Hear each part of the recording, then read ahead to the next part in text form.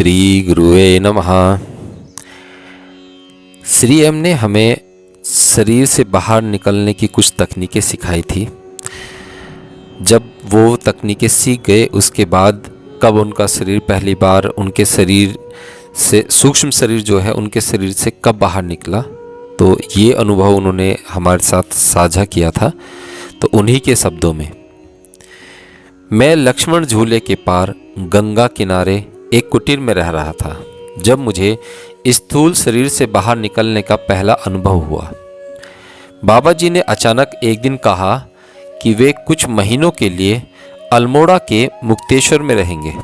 अब उसका कारण तो वही जाने। स्थूल शरीर से बाहर निकलने की एक तकनीक जो बाबा जी ने सिखलाई थी, उसका पिछले 6 महीने से मैं लगातार अभ्यास कर रहा था। यहाँ पर मैं एक बात और बता देना चाहता हूँ।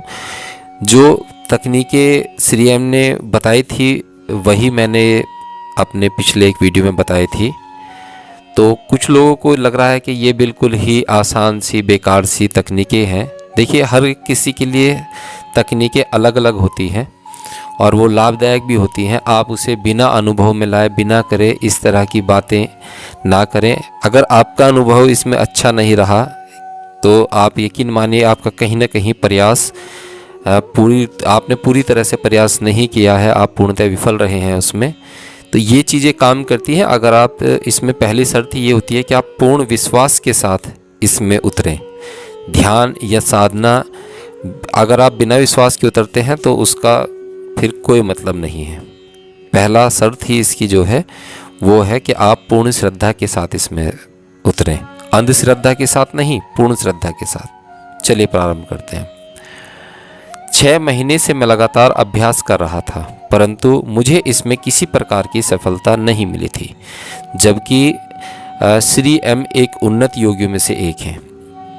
उस रात मैं सोने की तैयारी से बिस्तर पर लेटा ही था जब अचानक अपने आप ही वह हो गया। जबकि मैं उस रात उस तकनीक का अभ्यास भी नहीं कर रहा था।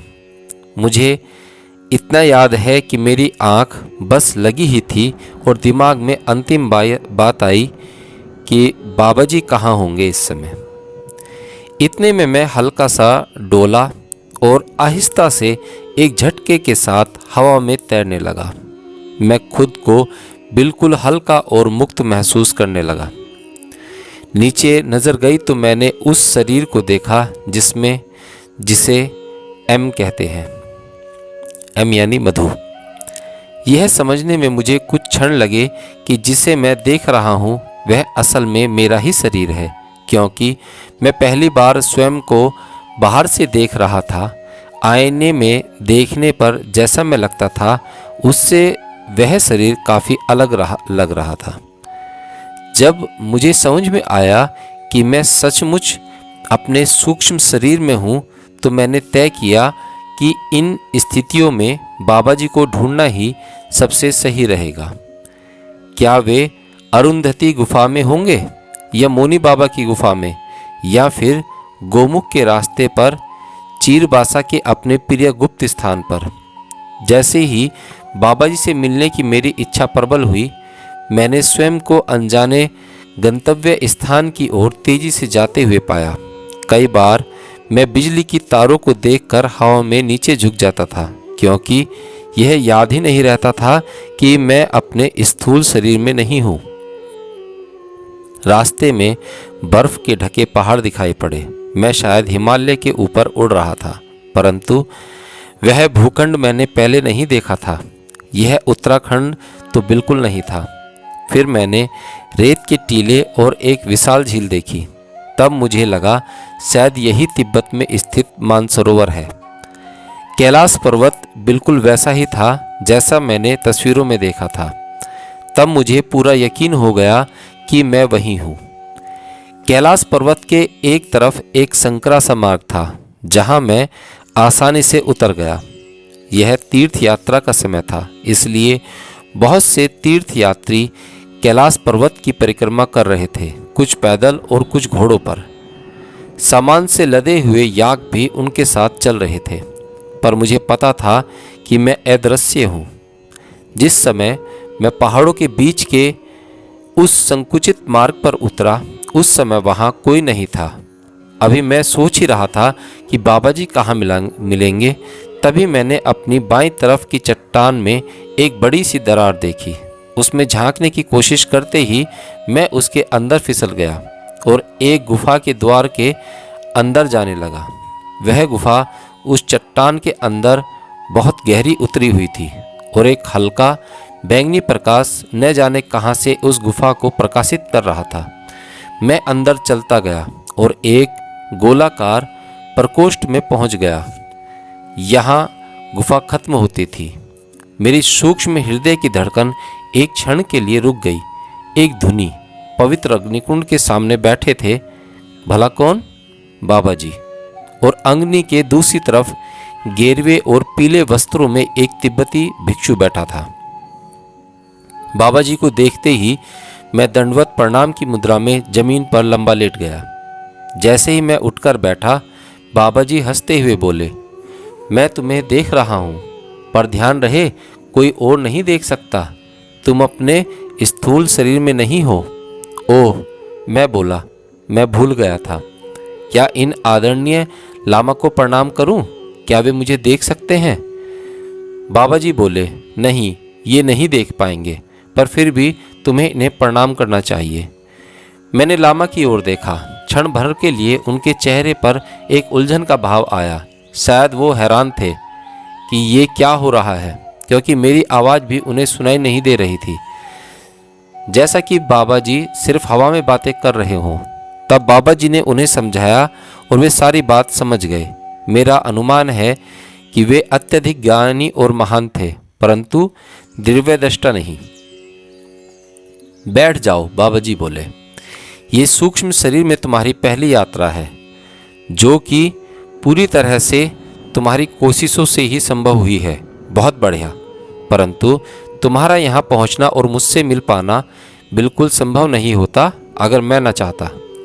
असल में मैंने ही तुम्हें यहाँ एक ज़रूरी काम के लिए बुलाया है और इसलिए मैंने वह नाका खोल दिया था जिससे मैं आमतौर पर आकाशीय यात्रों से छिपाता हूँ। अब सीधी काम की बात करते हैं।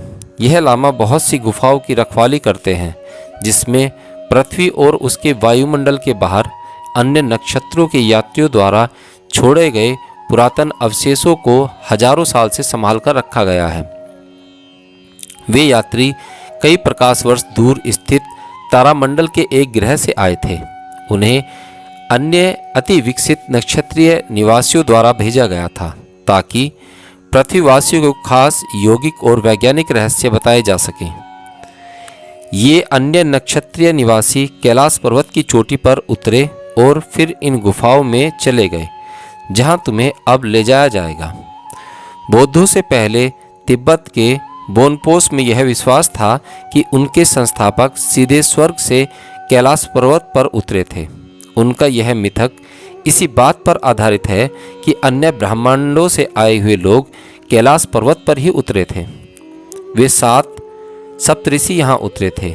वे कुछ चुनिंदा लोगों को अत्यंत उन्नत ज्ञान देने आए थे, परंतु जब वे लौटने लगे तब उनके अंतरिक्ष यान में आए कुछ तकनीकी अवरोध के कारण उन्हें कुछ समय और यहाँ रुकना पड़ा। उन्हें अपने ब्रह्मांड से तकनीकी मदद की आवश्यकता थी। पृथ्वी के वायुमंडल में रहने की आदत न होने के कारण उनमें से 2 की मृत्यु हो गई। अंततः उनके नक्षत्र से आए यांत्रिक उनके अंतरिक्ष यान को ठीक करके उन्हें वापस ले गए, परंतु उन 2 मृत शरीरों को यहीं छोड़ दिया गया।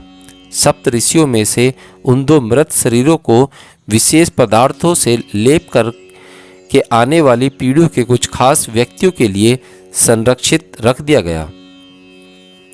तुम यह सब कुछ देख सकोगे जब मैं तुम्हें वहां ले जाऊंगा। मैंने इन लामा महोदय से इसकी आज्ञा ले ली है। अब इन्हें दंडवत प्रणाम करो तो हम चलें।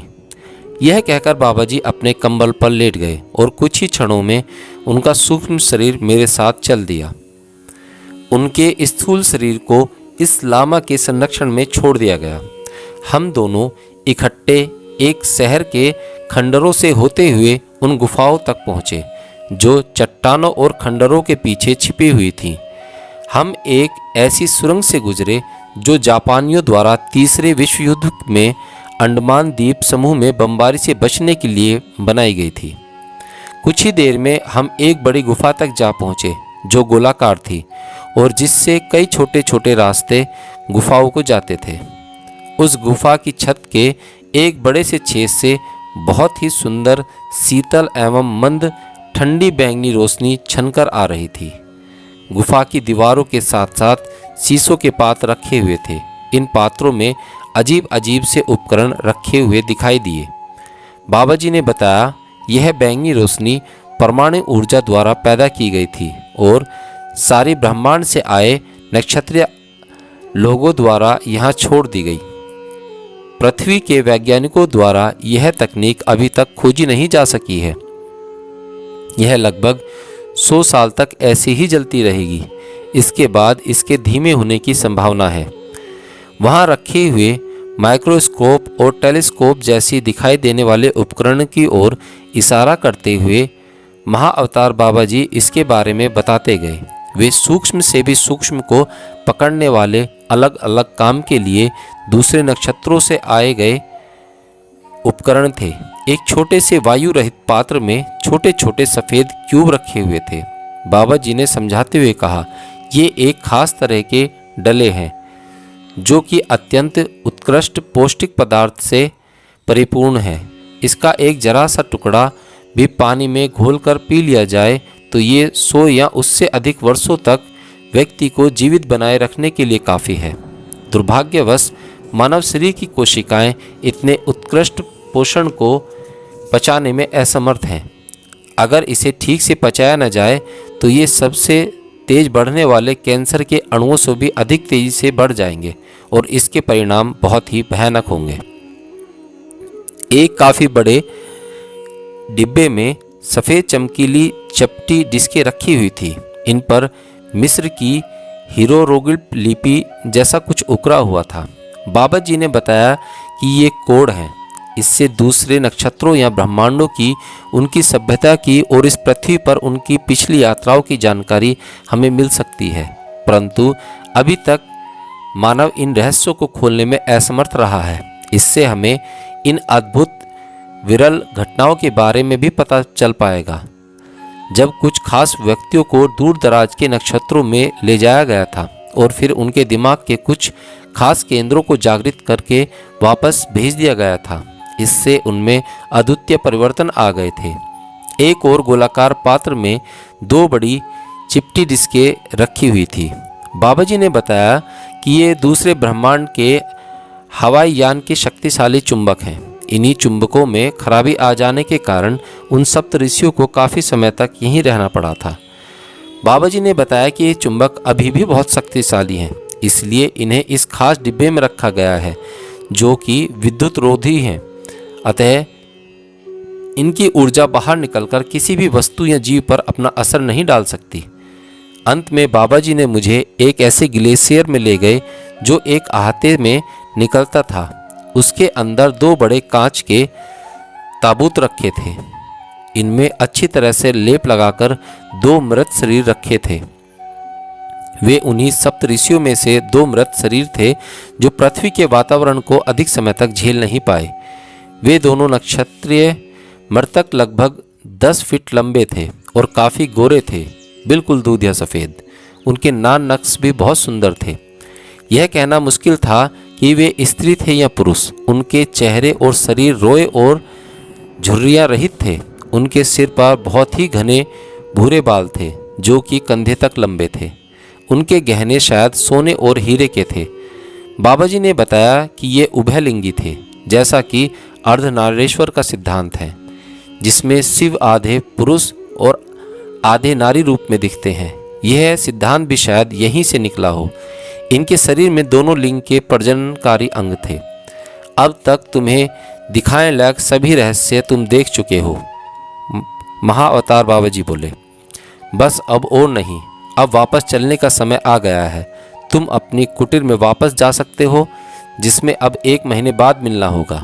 मैंने बाबा जी को दंडवत प्रणाम किया और वापस लक्ष्मण झूले के पास अपनी कुटीर में वापस आ गया।